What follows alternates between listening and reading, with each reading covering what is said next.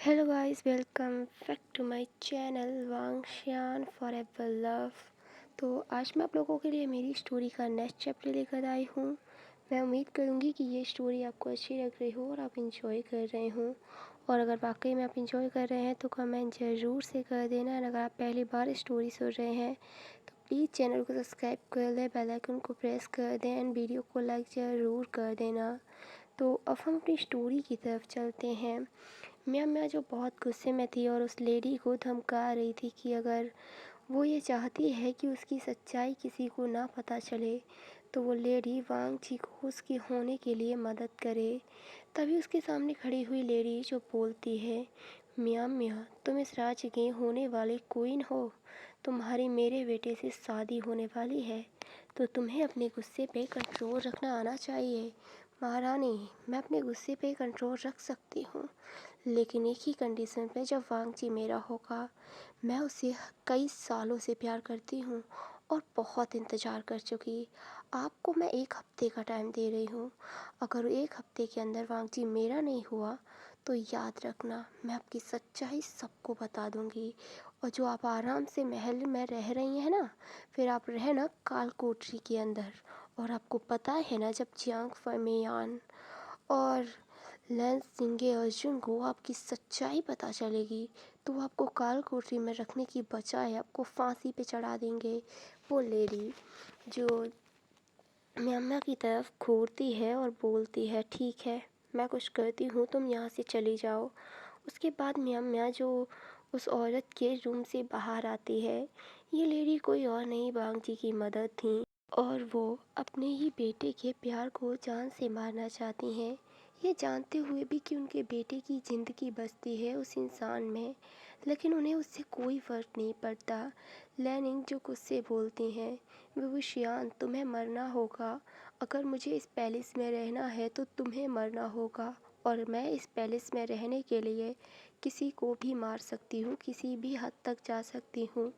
तुमने बहुत बार मुझे हराया है, लेकिन इस बार मैं तुमसे नहीं लड़ूंगी, तुम्हारे अपने लड़ेंगे और मैं देखती हूँ तुम उनके खिलाफ कैसे जाओगे।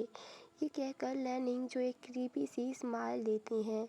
अब हम दूसरी तरफ वांग जी के रूम का सीन देखते हैं। उस रूम के अंदर जान जो इधर से उधर टहल रहा था, वो बहुत गुस्से में लग रहा था। उसने गुस्से की वजह से खुद के हैंड में चोट लगा ली थी, क्योंकि उसने बहुत ज़ोर से बॉल पे पंच किया था, जिसकी वजह से उसके हाथ से ब्लड आने लगा था और उसने बैंडेज भी नहीं किया था। जान जो गुस्से में रूम में टहल रहा था और वो खुद से बोल रहा था कि वो उस लड़की को जान से मार देगा, उसे फर्क नहीं पड़ता कि उसके बाद क्या होगा। अब हम शाम का सीन देखते हैं। जान जो गुस्से की वजह से बहुत ज़्यादा इधर से उधर चीज़ें उसने फेंकी थी रूम में उठाकर, जिसकी वजह से रूम की बहुत बुरी हालत थी और वो बेड पे सोया हुआ था। लेकिन तभी एक पर्सन जो रूम का डोर ओपन करता है, और जब वो रूम की ऐसी हालत देखता है तो वो बहुत ज़्यादा डर जाता है।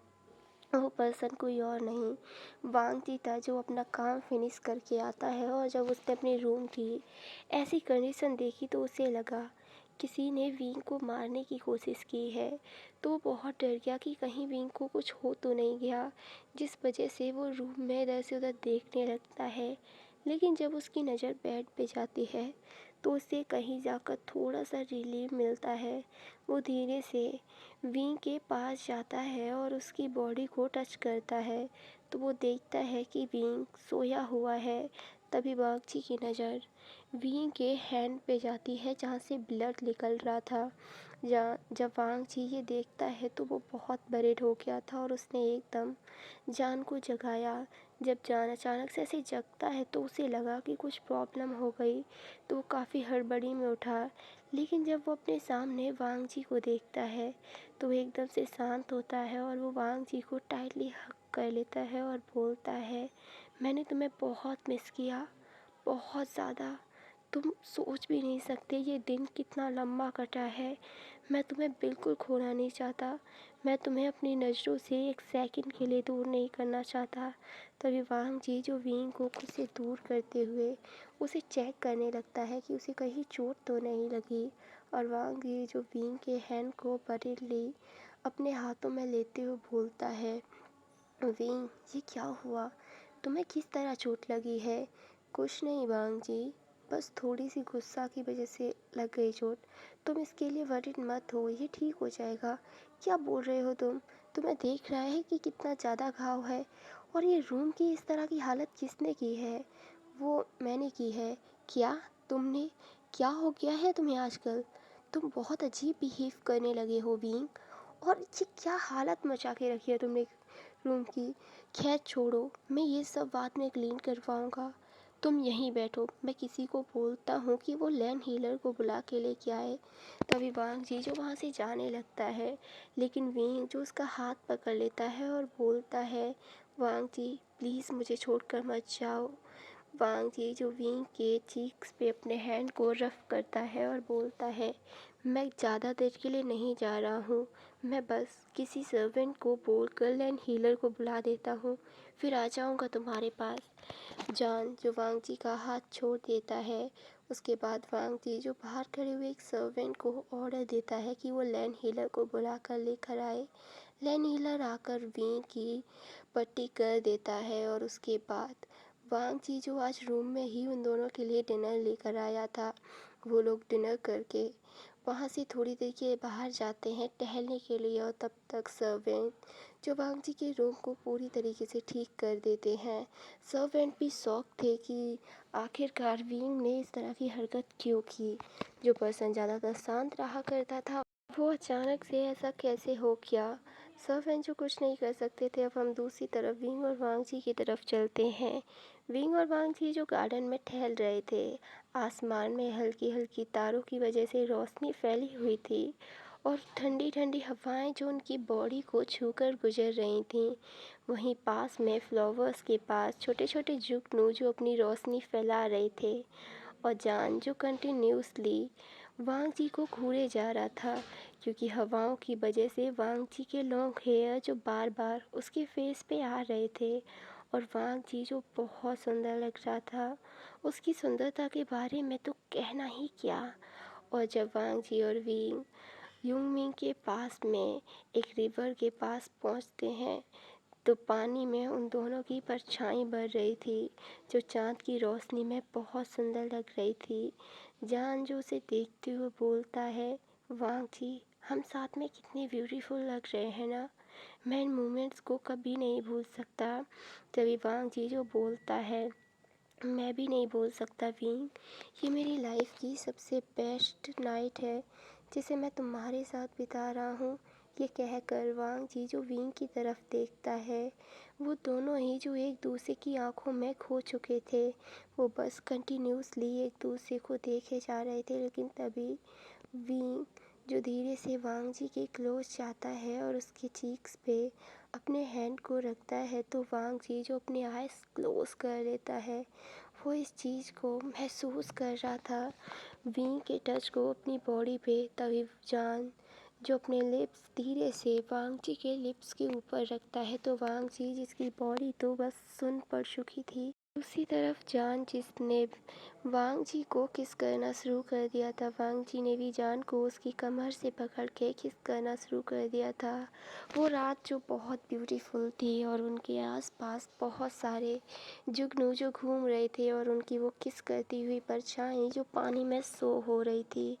दूसरी तरफ रिवर के पास खड़ा हुआ एक पर्सन जो उन दोनों को देख के बहुत जेलस हो रहा था, वो कोई और नहीं म्याम म्या थी। और वो गुस्से की वजह से वहाँ पे पड़ा हुआ एक छोटा सा स्टोन जो उस पानी में खींच कर मारती है, जिस वजह से जान और वांग जी की जो परछाई पानी में बन रही थी वो मिट जाती है। और उस आवाज़ से वो दोनों जब रिवर की तरफ देखते हैं, तो वहाँ वो कोई किसी को नहीं देखते। उसके बाद वांग जी जो बोलता है, वींग बहुत रात हो चुकी है, चलो हम रूम में चलते हैं। ठीक है वांग जी, मैं भी बहुत थक गया हूँ, लेकिन तुम मुझे उठाओगे क्या? प्लीज़ तुम मुझे कैरी करो ना, मैं बहुत थक गया हूँ, मैं बहुत टायर्ड फील कर रहा हूँ। वांग जी जो एक हल्की सी स्माइल करता है और जान को ब्राइडल स्टाइल में कैरी कर लेता है, और म्या म्या जो छुप कर ये सारी चीज़ें देख रही थी।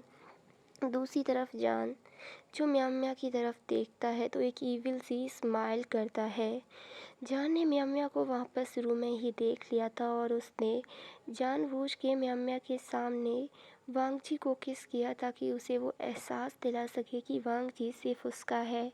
और म्याम म्या जो वी के फेस पे उस स्माइल को क्लियरली देख पा रही थी और उसकी जेलसी उसका तो अंदाज़ा लगाना नामुमकिन था। और अब वो गुस्से की वजह से सीधे वांगजी की मॉम के रूम में जाती है और वो एकदम ज़ोर से दरवाज़ा खोलती है। तो वांगजी की मॉम जो बेड पे सोई हुई थी वो अचानक से जग जाती हैं और बोलती हैं, कौन है यहाँ पर? म्या म्या, तुम्हारा दिमाग ख़राब हो गया है? तुम अब मुझे शांति से सोने भी नहीं दोगी? म्या म्या जो वहाँ पड़ा हुआ टेबल पे सामान उसे गुस्से में ज़मीन पे फेंकते हुए बोलती है, आपने कुछ नहीं किया ना? वो दिन पे दिन एक दूसरे के क्लोज आते जा रहे हैं। मैंने आज ही उन दोनों को किस करते हुए देखा है और अब मैं आपको वार्निंग दे रही हूँ, जल्दी ये सब करें वरना मेरा दिमाग बहुत ख़राब हो रहा है। उसके बाद वांगजी की मॉम जो म्या म्या के पास आते हुए बोलती हैं, म्या म्या डोंट वरी, तुम थोड़े टाइम रुको, देखो तो सही क्या होने वाला है, मैंने क्या किया है, बस तुम थोड़ा सा वेट कर लो। ये कहकर वांगजी की मॉम म्या म्या को वहाँ से भेज देती हैं। अब हम मॉर्निंग का सीन देखते हैं। शुरुआत जियांग राज्य से होती है। जियांग राज्य के पैलेस में एक बड़े से थ्रोन पे बैठा हुआ जियांग चैंग जो बहुत खुश लग रहा था और उसके हाथ में एक लेटर था और उसे देख के वो बोलता है, विभूषियान, मुझे उम्मीद नहीं थी कि वहाँ भी लोग तुमसे परेशान हैं। क्यों नहीं होंगे? तुम्हारे ब्लैक मैजिक की वजह से सबको परेशानी होती है। तुम्हारी वजह से सबको परेशानी होती है। तुम्हारा इस दुनिया में होना ही बेकार है।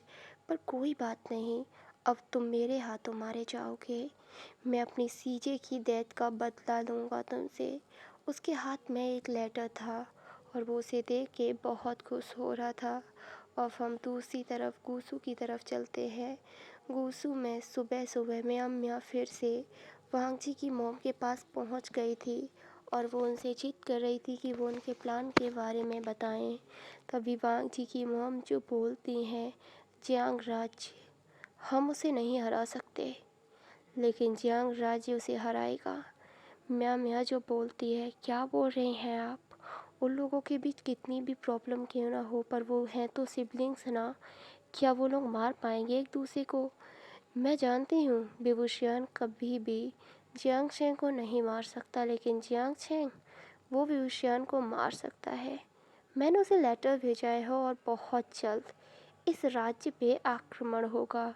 मैंने इस राज्य की हर वो कमजोरी उसे बताई है जिससे वो इस राज्य को अपने अधीन कर सकें और उसके बाद होगी असली बर्बादी, विभूषियान की ज़िंदगी की बर्बादी और उसके बदले मुझे मिलेगा ये राज्य।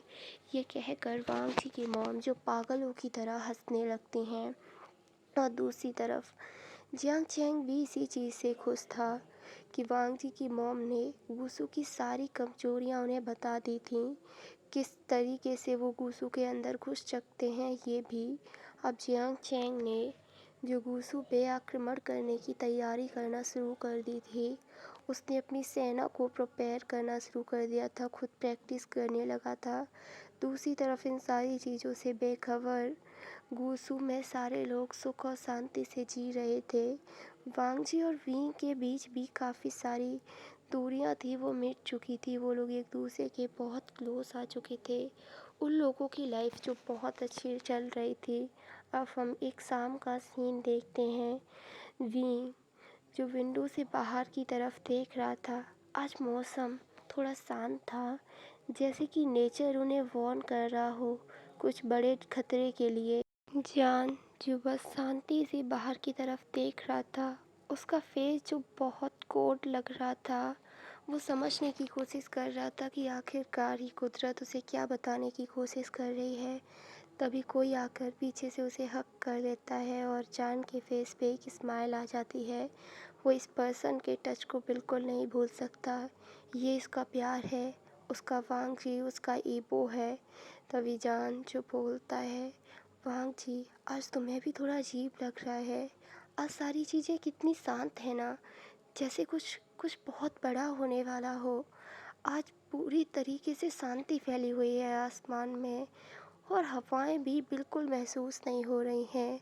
तभी वांग जी जो जान के फेस को टच करते हुए बोलता है, जान, कुछ भी नहीं हो रहा है, बस आज मौसम थोड़ा शांत है और कुछ नहीं। तुम छोटी छोटी बातों के लिए टेंशन मत लिया करो और मुझे ना तुम ऐसे बिल्कुल अच्छे नहीं लगते। ये कहकर वांग जी जो जान के फेस पे किस करने लगता है और जान भी जो बहुत खुश हो जाता है। और इसी सीन के साथ ये चैप्टर ख़त्म होता है। तो गाइस अगले चैप्टर में क्या होगा ये देखना बहुत ज़्यादा इंटरेस्टिंग होगा। क्या जान और ईबो एक बार फिर से अलग हो जाएंगे? आखिरकार उनकी डेस्टिनी उन्हें कहाँ ले जाना चाहती है? क्या होगा उनका फ्यूचर?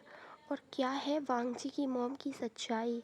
तो इस स्टोरी में बहुत सारे सस्पेंस